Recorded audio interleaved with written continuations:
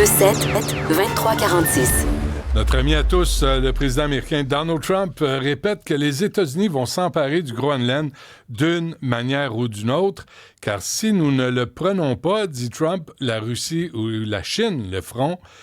Il y a avec nous Frédéric Lasserre, qui est prof de géographie à l'Université Laval et expert en géopolitique de l'Arctique. Monsieur Lasserre, bonjour. Oui, bonjour. Comment il faut interpréter les paroles de Donald Trump? Est-ce que c'est vrai que si les États-Unis ne le font pas, ben, la Chine ou la Russie va le faire? Alors ça, c'est l'argument qui paraît le plus tiré par les cheveux dans l'argumentaire qu'il présente pour s'emparer du Groenland, pour justifier sa volonté de racheter le territoire. Il dit qu'il y a des navires et des sous-marins russes et chinois qui grouillent autour du Groenland. Le vice-président J.D. Vance a affirmé qu'il y avait eu des agressions, je le cite, des agressions chinoises et russes sur le territoire de l'île. Bon, mais où sont les faits? On ne sait pas très bien à quoi il pense. Il n'y a pas de navires chinois ou russes qui patrouillent au large du territoire du Groenland. Alors, pourquoi est-ce qu'ils s'empareraient de ce territoire et comment? Bref, il y a beaucoup de questions qui sont soulevées par ces arguments qui semblent un petit peu dénués de sens. OK. Donc, juste pour clarifier les choses, M. Lasserre, là, la Chine, la Russie n'a pas un œil sur le Groenland parce qu'on va parler des minéraux là, que le Groenland contient. Ça, là, vous me dites, pour l'instant, c'est pas vrai. Je parle de s'emparer du territoire, donc d'une action militaire. La Russie manifeste même pas d'intérêt économique pour le Groenland. Ils ont déjà tout ce qu'il faut chez eux, énormément de ressources à valoriser qu'ils sont déjà en train de faire, notamment le gisement de gaz, de pétrole. On a tous entendu parler de la péninsule de Yamal. Du point de vue de la navigation, donc du développement d'une artère commerciale potentielle avec la route maritime du Nord, ils sont aussi très bien équipés. Ils ont beaucoup plus de brise-glace que nous et il y a moins de glace du côté sibérien que du côté de l'Amérique du Nord. Donc les Russes s'intéressent pas du tout au Groenland. Les Chinois ont manifesté de l'intérêt du point de vue économique. Il y a eu effectivement des projets d'exploitation minière chinoise au Groenland. La plupart ont échoué ou ont été fermés par le gouvernement groenlandais. Il y a eu des projets de contrats de construction d'aéroports qui ont été bloqués par le gouvernement danois. Donc oui, il y a eu une manifestation d'intérêt économique parce que les Chinois sont très opportunistes et veulent faire des affaires avec beaucoup de monde, mais pour le moment, ça n'a pas donné grand-chose de très significatif au Groenland. OK, mais M. Lasserre, là, avec les changements climatiques, là, il y a une fonte de la calotte glaciaire. Il y a un nouveau passage qui s'ouvre. Tout ça, faut voir l'avenir qui se présente, là. Absolument. C'est pour ça que les Chinois collaborent activement avec la Russie sur la route maritime du Nord pour essayer de développer la navigation commerciale.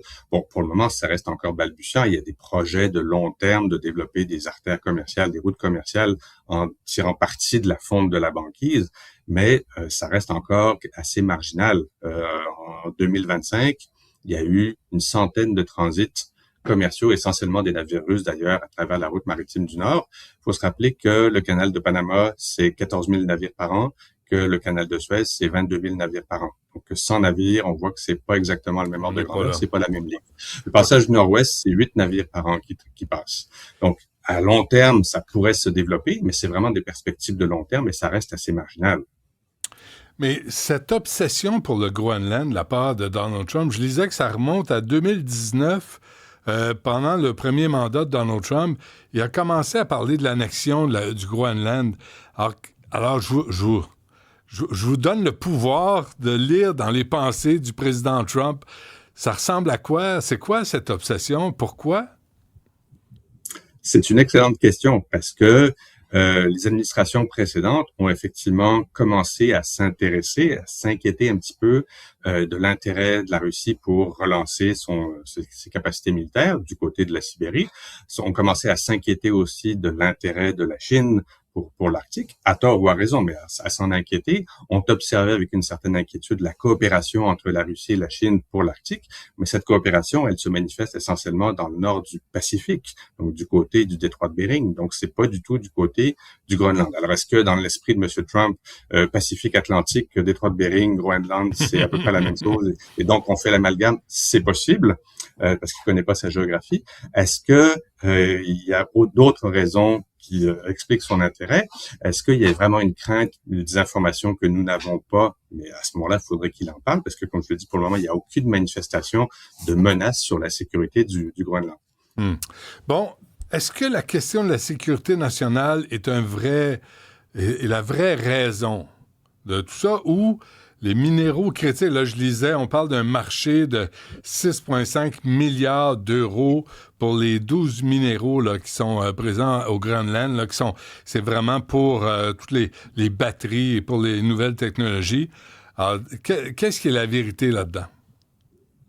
Alors, c'est vrai que le sous-sol du Groenland est assez riche en ressources. Ça, c'est une vérité qui est bien connue depuis longtemps d'ailleurs.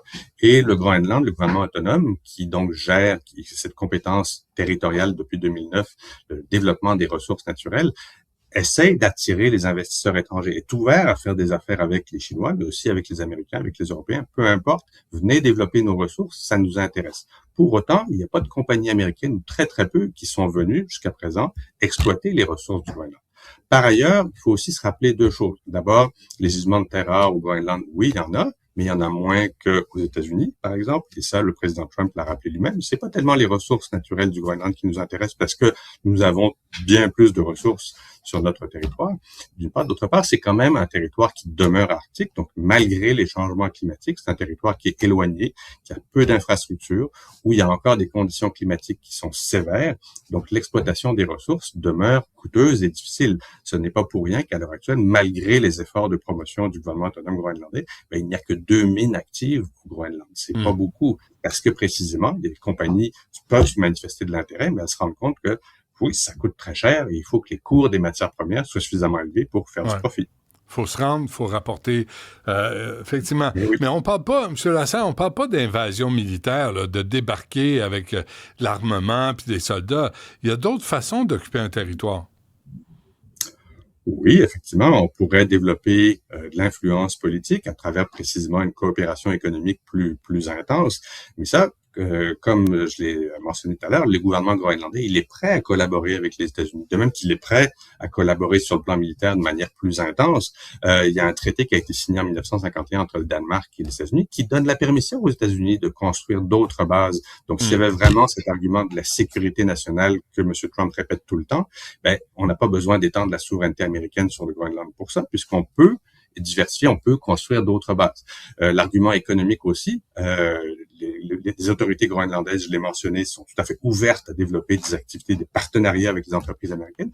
Il faut que les entreprises américaines se manifestent et pour le moment, elles ne le font pas. Donc, on ne voit pas pourquoi, sous un Groenland américain, elles seraient plus intéressées.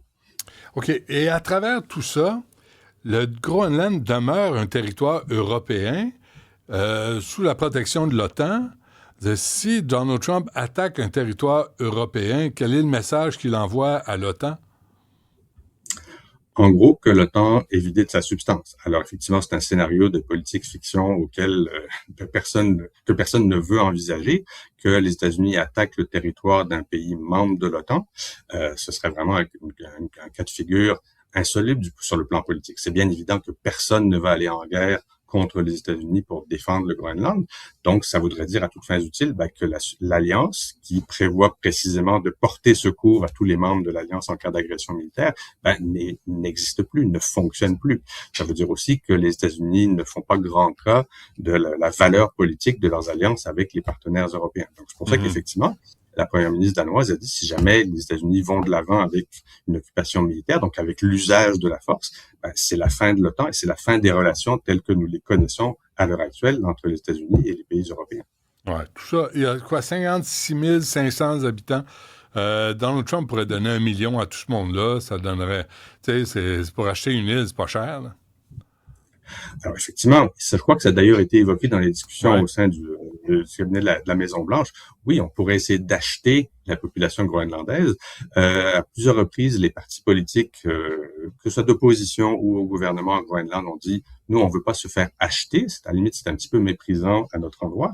Il y a des sondages d'opinion qui laissent entendre qu'effectivement, c'est pas ça que la population veut. La population veut à terme atteindre son indépendance. Alors, à quelles conditions? C'est ça qui reste à négocier avec le Danemark.